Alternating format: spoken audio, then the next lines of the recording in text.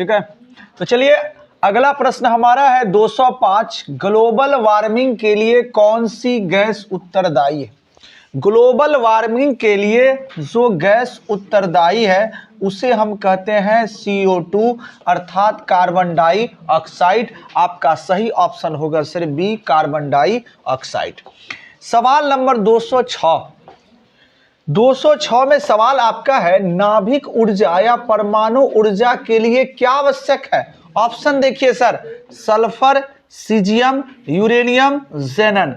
अगर आप नाभिक ऊर्जा या परमाणु ऊर्जा प्राप्त करते हैं तो आपको इसके कच्चा माल या कच्चा ईंधन के रूप में एक तत्व की आवश्यकता पड़ेगी जिसे आप कहेंगे यूरेनियम, और आपका सही ऑप्शन होगा सी सर, यूरेनियम।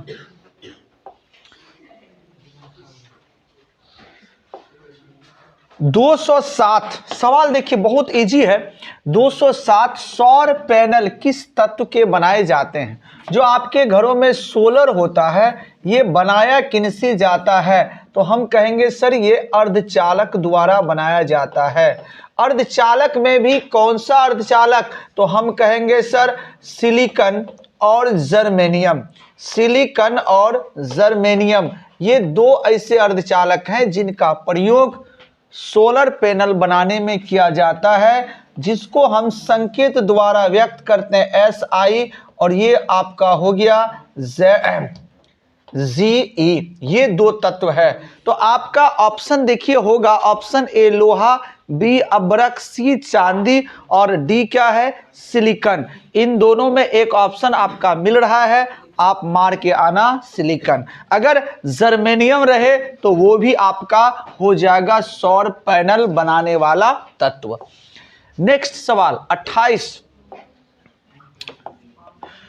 208। ऊर्जा का नवीकरणीय स्रोत क्या है? आपने पढ़ा होगा ऊर्जा का नवीकरणीय स्रोत और अनवीकरणीय स्रोत। नवीकरणीय में आपने पढ़ा होगा वह ऊर्जा स्रोत जो समाप्त होने के बाद उनकी पुनः पूर्ति हो जाती है। जैसे अगर इस वर्ष वर्षा हुआ, नदी में पानी आया, गर्मी में ये पूरी तरह से सूखा, फिर वर्षा में आके ये नदी में पुनः पानी भर गया, बार बार पूर्ति हो रही है। लेकिन एक बार आप किसी जगह से कोयला को जला देना तो अगला बार यहाँ पर कोयला जमा होने वाला नहीं है। तो आपका सही आंसर इसमें कौन सा होगा? तो सौर ऊर्जा, पवन ऊर्जा, जल विद्युत ऊर्जा, इनमें से सभी। हम कहेंगे सर सौर ऊर्जा भी होगा, पवन ऊर्जा भी होगा और जल विद्युत ऊर्जा भी होगा। आपका सही ऑप्शन होगा डी, इनमें से सभी। बाबू लोग 209 नंबर का सवाल हम देखते हैं। अल्बर्ट आइंस्टीन ने किस समीकरण का प्रतिपादन किया, अथवा आइंस्टीन समीकरण क्या है? आइंस्टीन समीकरण में उन्होंने जो सूरज से निकलने वाली फोटोन होती है, वो फोटोन छोटे छोटे पैकेट, ये अपने साथ ऊर्जा लाती है और इसी ऊर्जा को ई द्वारा व्यक्त करते हैं। इस ऊर्जा के लिए दो वैज्ञानिकों ने हमारे लिए समीकरण प्रस्तुत किया। एक किया प्लांक साहब ने और एक किया आइंस्टीन साहब ने। दोनों का भले ही समीकरण अलग हो लेकिन दोनों का मान क्या होता है सर? बराबर। प्लांक साहब ने क्या किया? तो E बराबर h/न्यू और आइंस्टीन साहब ने E बराबर mc²। तो आपसे यहां आइंस्टीन के बारे में बोला है तो आप बोलोगे सर E बराबर mc²। तीर का मतलब होता है स्क्वायर।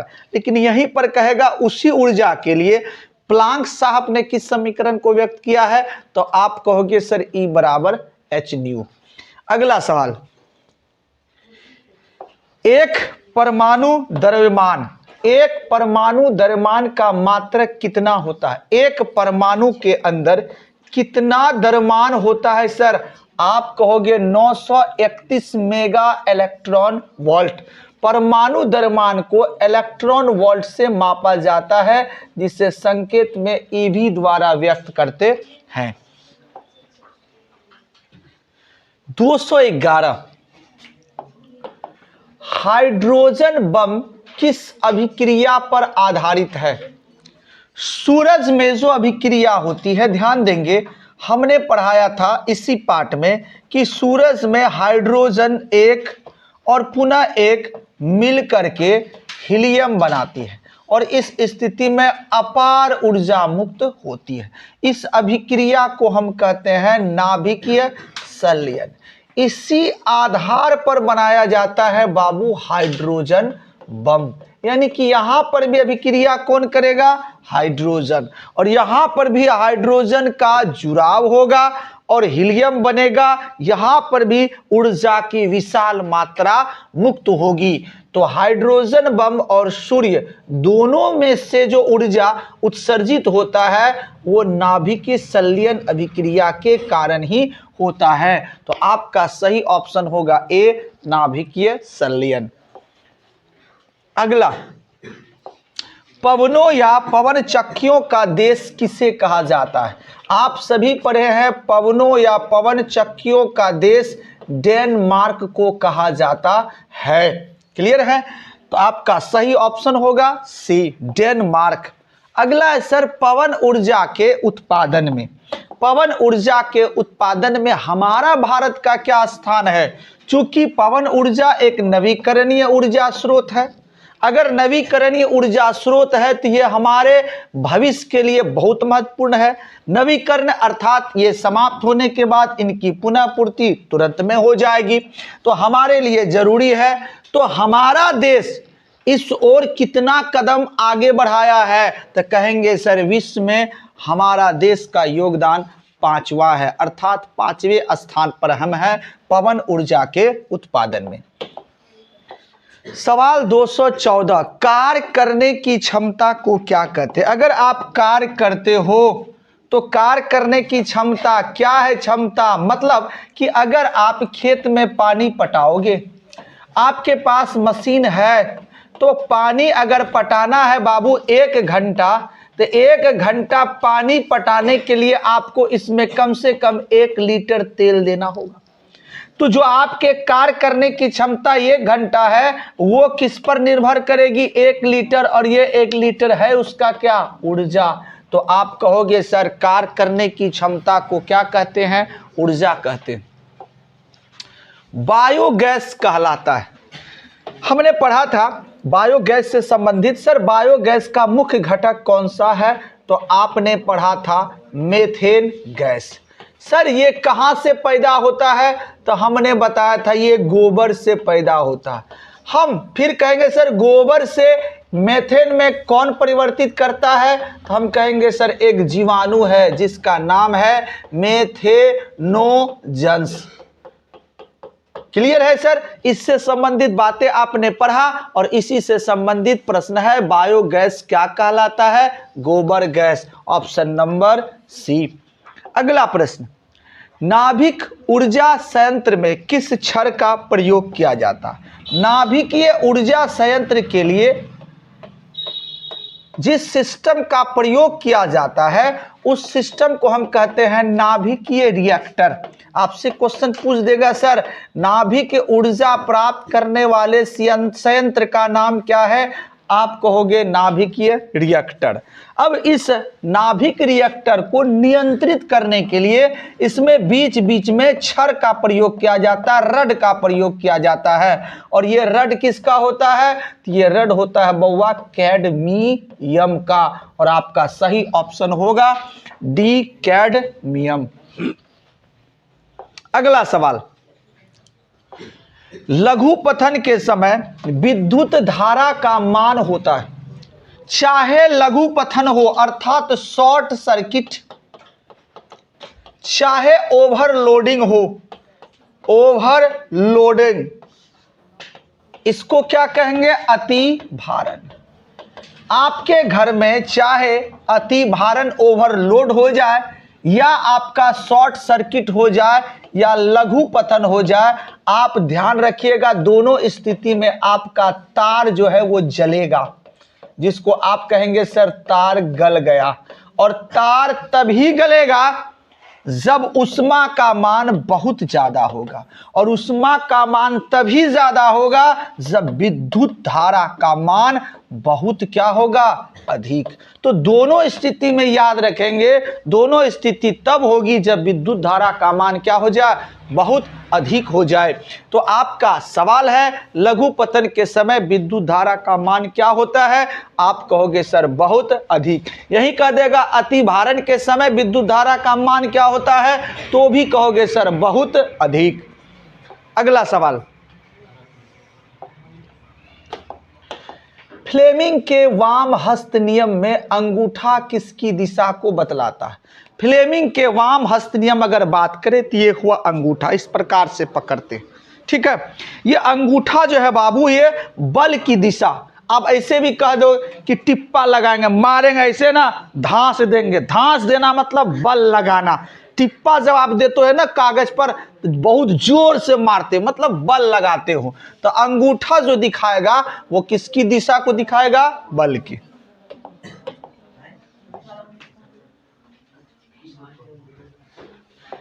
नेक्स्ट सवाल, फ्लेमिंग के वाम हस्त नियम में मध्यमा, वाम हस्त नियम में मध्यमा, ये हुआ अंगूठा, ये हुआ आपका मध्यमा और ये हुआ आपका तर्जनी। ये अंगूठा दिखाएगा बल की दिशा और ये जो मध्यमा है ये दिखाएगा धारा की दिशा, और जो ये आप तर्जनी देख रहे हैं ना ये दिखाएगा आपको चुंबकीय क्षेत्र की दिशा। तो आपसे प्रश्न पूछा अंगूठा तो बोले सर बल, कहेगा सर मध्यमा तो बोलेंगे सर धारा, कहेगा तर्जनी तो कहेंगे सर चुंबक क्षेत्र की दिशा। बिल्कुल ऐसे मारना है आपको। तो आपका फ्लेमिंग वाम हस्त नियम में मध्यमा किसकी दिशा, तो कहेंगे सर धारा की दिशा, ऑप्शन नंबर बी धारा की दिशा। अगला सवाल 22 नंबर, विद्युत धारा के उसमें प्रभाव संबंधी नियम का प्रतिपादन किसने किया था, पहले भी बता चुके हैं सर, इसे जूल नामक वैज्ञानिक ने प्रतिपादित किया है, ऑप्शन नंबर बी। प्रत्यावर्ती धारा की आवृत्ति क्या होती है, आवृत्ति किसे कहेंगे सर, आवृत्ति मेनली तरंग के संदर्भ में बोला जाता है। तो प्रत्यावर्ती धारा ऐसे चलती है, मैं निकला गाड़ी लेके, रास्ते पे एक मोर आया, बस इसके आगे हम नहीं बोलेंगे, ठीक है। एक सेकेंड में जितना बार ये आगे ऊपर नीचे करेगा उनकी संख्या को गिन लेंगे तो उसी को कहते हैं क्या सर, आवृत्ति। अब कहोगे सर प्रत्यावर्ती धारा एक सेकेंड में कितना बार ऊपर नीचे करता है, तो 50 बार। तो इसकी आवृत्ति कितनी होगी, 50 हर्ट्ज। इसलिए इसकी दिशा बदलती, एक बार ऊपर तो एक बार नीचे। लेकिन यही कहेगा सर दिष्ट धारा, तो दिष्ट धारा बाबू ऐसे नहीं चलता, वो सीधा चलता, बिल्कुल एक भैंसा की तरह एकदम सामने, कितना भी हॉर्न तुम बजाते रहो ये सुनने वाला नहीं है। जब ये तरंग के रूप में नहीं चलेगा तो इसकी आवृत्ति होगी नहीं, और आवृत्ति अगर होगी नहीं तो कहेगा सर दिष्ट धारा की आवृत्ति क्या होती है, आप कह दोगे 0। प्रत्यावर्ती धारा की तो आप कहोगे 50 हर्ट्ज। क्वेश्चन है प्रत्यावर्ती धारा की आवृत्ति कितनी होती है, तो आप बोलोगे 50 हर्ट्ज। अगला प्रश्न, चुंबक क्षेत्र का एसआई मात्रक क्या होता है। चुंबक क्षेत्र, ध्यान देंगे, एक चुंबक है, इसके चारों तरफ का वह क्षेत्र जहां से अन्य चुंबक वस्तु पर यह बल लगा सकता है। मतलब ये दायरा है, एक चुंबक यहां है, एक छोटा सा लोहा है, यहां पर आप रखे तो ये इसको नहीं खींच पा रहा, जैसे आप यहां लाए तो नहीं खींच, जैसे आप इसको लाए तो इनको क्या किया, खींच लिया। यहां पर भी रखे तो खींच लिया, खींच लिया, खींच लिया, खींच लिया, यहां रखे तो नहीं खींचा। तो ये जो दायरा है इसी को आप कहोगे क्या, चुंबकीय क्षेत्र, बहुआ चुंबकीय क्षेत्र। अब इस चुंबक क्षेत्र का मात्रक क्या होता है, कैसे मापेंगे, तो इसका मात्रक होता है बाबू टेस्ला। अब इसी में से मान लीजिए अगर ये यहां पर कोई लोहा का वस्तु है या चुंबक है, इसको अगर कोई खींचा तो कैसे खींचा, अगर सामने कोई कुर्सी है हम कहेंगे आ जाओ तो कुर्सी आ जाएगा, नहीं आएगा। कुर्सी को लाने के लिए या तो उसको पकड़ना होगा या उस यहां से जाके एक रस्सी बांध देंगे, खींचेंगे तभी आएगा। तो यहां पर भी कोई ना कोई तो रेखा है सो हमें दिखाई नहीं देती है, उस रेखा को हम कहते हैं चुंबकीय बल रेखा। चुंबकीय बल रेखा। और इस क्षेत्र के अंदर जितना भी चुंबक बल रेखा होगा उनकी संख्या को अगर आप गिन लोगे तो वही कहलाएगा बाबू क्या, फ्लक्स, चुंबकीय फ्लक्स। और इसका एसआई मात्रक अगर आपसे पूछे तो आप कहना बउआ वेबर। दो चीजें, दो एसआई मात्रक यहां से पूछी जाती है, एक चुंबक क्षेत्र की टेस्ला और एक इसके लाइनों की संख्या जिसे कहेंगे फ्लक्स, उसका एसआई मात्रक होता है वेबर। तो यहां है चुंबक क्षेत्र का एसआई मात्रक, तो आप बोलोगे सर टेस्ला। और अगला प्रश्न है चुंबक फ्लक्स का एसआई मात्रक क्या होती है, तो आप कहोगे सर वेबर। बिल्कुल आसानी से, केवल कंसेप्ट पर आप कंसंट्रेट करें, आपको प्रश्न अपने आप याद हो जाएगी। प्रेरित धारा की दिशा प्राप्त होती, सर प्रेरित धारा की दिशा किससे प्राप्त होती? फ्लेमिंग के वाम हस्त नियम में जो मध्यमा है वो प्रेरित धारा की दिशा बतलाती है। तो किस नियम में सर? तो वाम हस्त नियम। किसका? तो फ्लेमिंग साहब का। आपका ऑप्शन नंबर बी होगा, फ्लेमिंग के वाम हस्त नियम के अनुसार। अगला सवाल, चुंबक क्षेत्र रेखाएं किस ध्रुव से निकलती है? आपको पता होगा ये हमारा चुंबक है, इसका एक पोल को नॉर्थ और एक पोल को हम साउथ कहते हैं। इसमें जो चुंबक बल रेखाएं हैं इस तरफ से बहती है। और आप जब चित्र को देखोगे ना तो आपको इस प्रकार से नजर आएगी, इस प्रकार से। आपको समझ में नहीं आएगा कि सर ये साउथ से नॉर्थ जा रहा है या नॉर्थ से साउथ जा रहा है। चूंकि हम लोग बिहार बोर्ड के लिए पढ़ रहे थे, याद रखिएगा बिहार के उत्तर में है बाबू हिमालय। क्या है बाबू? हिमालय। और बिहार का जो ये हिमालय वाला भाग है बहुत ऊंचा है, बहुत ऊंचा रहने के कारण वहां से नदी का जो पानी है वो उत्तर से कहां बहेगी? दक्षिण की ओर। तो आपको भी दिमाग में रखना है कि चुंबकीय ध्रुव में भी जो रेखाएं है ना उत्तर से कहां बहेगी? दक्षिण की ओर। तो आपका सही ऑप्शन होगा बउआ क्या, कि किस क्षेत्र से निकलती है? तो हम कहेंगे सर उत्तरी ध्रुव से। नेक्स्ट प्रश्न, अतिभारण या ओवरलोडिंग के समय विद्युत परिपथ में धारा का मान क्या होता है? अभी तुरंत में बताया है कि बहुत अधिक धारा का मान बढ़ जाती है। अगला प्रश्न है सर दिष्ट धारा की आवृत्ति कितनी होती है? हमने चर्चा किया दिष्ट धारा की आवृत्ति 0 हर्ट्ज होती है। पावर लाइन किसे कहते हैं? सर पावर लाइन किसे कहते हैं? परिभाषा है 15 एम्पियर के लाइन को पावर लाइन और 10 एम्पियर के लाइन को घरेलू लाइन कहते हैं। ये बात को आप याद रखेंगे। तो पावर लाइन में आपका आंसर होगा 15 एम्पियर और यही कहेगा घरेलू लाइन किसे कहते हैं? तो आप कहोगे सर 10 एम्पियर। अगला प्रश्न, जीवाश्म ईंधन की ऊर्जा का मुख्य स्रोत क्या है? जब आप ऑप्शन देखोगे ना तो थोड़ा सा कंफ्यूज करोगे। ऑप्शन है ए सूर्य, बी कोयला, सी पेट्रोलियम, डी इनमें से कोई नहीं। अधिकतर बच्चा जीवाश्म ईंधन कोयला को समझता, वो कोयला को मार के आ जाएगा। कुछ बच्चा ये भी कहेगा सर पेट्रोलियम को भी कहते हैं, तो पेट्रोलियम को भी मार के आ जाएगा, सूर्य को नहीं मारेगा। पृथ्वी पर जितने भी ऊर्जा है उनका प्रमुख स्रोत जो है ना वो सूर्य होता है। चाहे वो जीवाश्म ईंधन हो या अन्य किसी प्रकार का ईंधन हो या ऊर्जा हो, सबका स्रोत क्या होता है? सूर्य। तो बउआ कंफ्यूज नहीं होना, एग्जाम में आपको सूर्य को ही मार के आना है। किसका अर्थ जल होता है? जी जल। जल को हाइड्रो भी कहते हैं, इसीलिए ऑप्शन नंबर बी आपका सही हुआ कि सर हाइड्रो को जल कहते हैं। नरोरा नाभिकीय विद्युत संयंत्र जो परमाणु ऊर्जा वाला संयंत्र स्थापित किया गया है उससे संबंधित प्रश्न आपसे पूछा जा सकता है। इसमें से याद रखेंगे कि सर नरोरा नाभिक विद्युत संयंत्र कहाँ स्थापित किया गया है? तो आप कहोगे सर आंध्र प्रदेश में। अगर आपसे कहा जाएगा ऊर्जा का एसआई मात्रक क्या होता है, तो ऊर्जा का सभी जानते हैं जूल होता है। अगला प्रश्न, नाभिक ऊर्जा को किसमें मापा जाता है? तो मैंने बताया सर इसे इलेक्ट्रॉन वोल्ट में मापा जाता है। तारापुर नाभिक संयंत्र किस राज्य में स्थित है? सारे लोगों को पता है सर, ये महाराष्ट्र में स्थित है। अगला प्रश्न, कलपक्कम नाभिकीय विद्युत संयंत्र किस राज्य में स्थित है? तो सबों को पता है सर, यह तमिलनाडु में स्थित है। अगला सवाल, नाभिक संलयन अभिक्रिया किसके द्वारा होती है? अब यहां से प्रश्न आएगा। संलयन अभिक्रिया के लिए चाहिए प्रोटॉन, ध्यान देंगे, प्रोटॉन, लेकिन विखंडन अभिक्रिया के लिए चाहिए बउआ न्यूट्रॉन। दो बातें, संलयन के लिए प्रोटॉन और विखंडन के लिए न्यूट्रॉन। तो संलयन के लिए मारेंगे आप किसको? प्रोटॉन को, और यही विखंडन के लिए अगर आपसे पूछा जाए तो आप मारोगे न्यूट्रॉन को।